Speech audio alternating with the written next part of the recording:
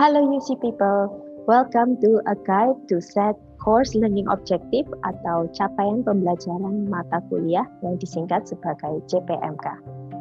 CPMK didefinisikan sebagai statement yang mendeskripsikan apa yang Anda ekspektasikan terhadap mahasiswa dan apa yang Anda ekspektasikan mahasiswa perlu ketahui dan dapat melakukan setelah menyelesaikan proses pembelajaran. CPMK biasanya dituliskan dalam satu statement yang kemudian bisa dibagi atau di-breakdown ke dalam fase-fase yang akan memiliki sub CPMK. CPMK sendiri akan memiliki sub CPMK yang kemudian memiliki kriteria setiap di sub CPMK. Supaya CPMK dapat dipahami dengan baik dan benar, maka perlu dituliskan secara efektif dan terukur. Model yang dapat digunakan adalah model ABCD yang disusun secara SMART. Model ini dimulai dari A, audience, yang merupakan target pembelajarannya. Haruslah ditulis secara spesifik atau jelas, seperti mahasiswa, atau peserta lainnya. Setelah itu perlu didefinisikan B, behavior, yaitu tingkat kemampuan yang ingin audiens capai. Target ini harusnya measurable atau terukur dan realistik sehingga mampu terwujud.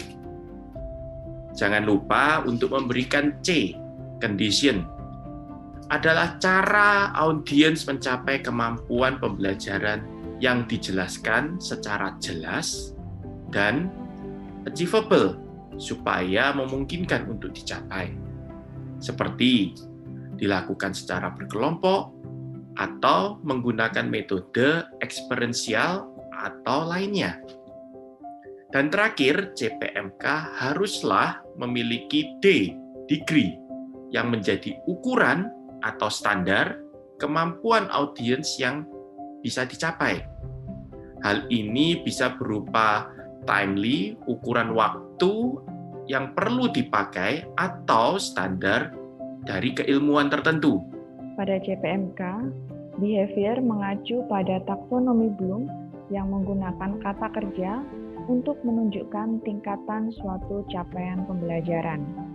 Taksonomi Bloom ini terdapat 6 level, yaitu dimulai dari level paling dasar, mengingat. Pada level ini, capaian akhirnya yaitu mengingat suatu fakta atau konsep dasar. Level yang kedua yaitu memahami. Capaian akhir dari level ini yaitu menjelaskan suatu ide atau suatu konsep. Kemudian, level yang ketiga yaitu mengaplikasikan. Pada level ini, capaian akhirnya yaitu mengaplikasikan suatu metode atau memecahkan suatu masalah. Pada level yang keempat, yaitu menganalisa.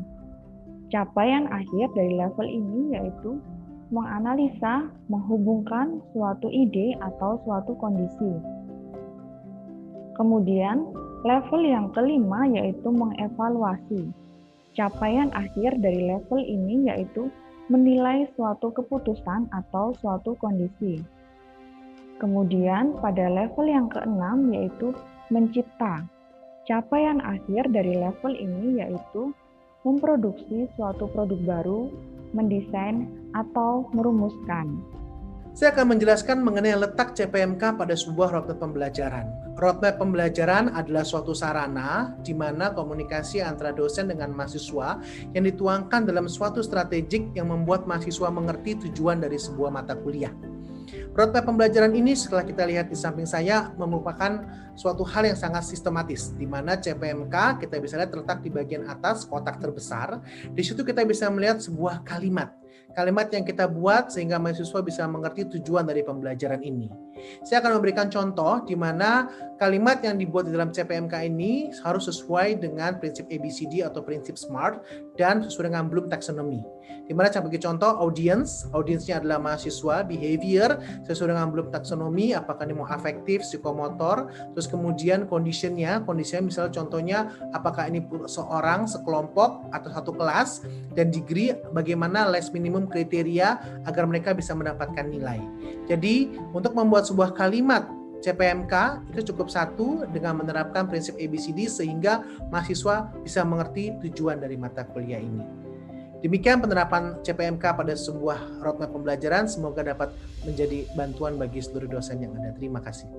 Jika Dr. Charles menunjukkan bagaimana menerapkan capaian pembelajaran mata kuliah pada Moodle Universitas Ciputra atau RPS-nya, saya akan memberikan contoh bagaimana mengenalkan mata kuliah dan capaian pembelajaran mata kuliah tersebut ke mahasiswa yang sering disebut sebagai video perkenalan atau video teaser. Ini tidak wajib, tapi bagus kalau bisa dilakukan dosen, karena dengan tools yang tepat itu mudah dikerjakan. Kita siapkan dulu foto dosen dan nama mata kuliah yang akan diunggah. Ini contoh standar card e-learn program studi informatika yang dibuat menggunakan Canva oleh Pak James. Selanjutnya, untuk pembuatan video perkenalan mata kuliah dan capaian pembelajarannya, saya menggunakan Flexscript. Rekan-rekan bisa daftar di flexscript.com dan dibatasi hanya bisa membuat 12 project video untuk yang gratis. Setelah video selesai dibuat, dosen bisa unduh hasil video tersebut. Demikian informasi dari saya dan contoh videonya. Semoga bermanfaat UC People. Salam entrepreneur. See you next time.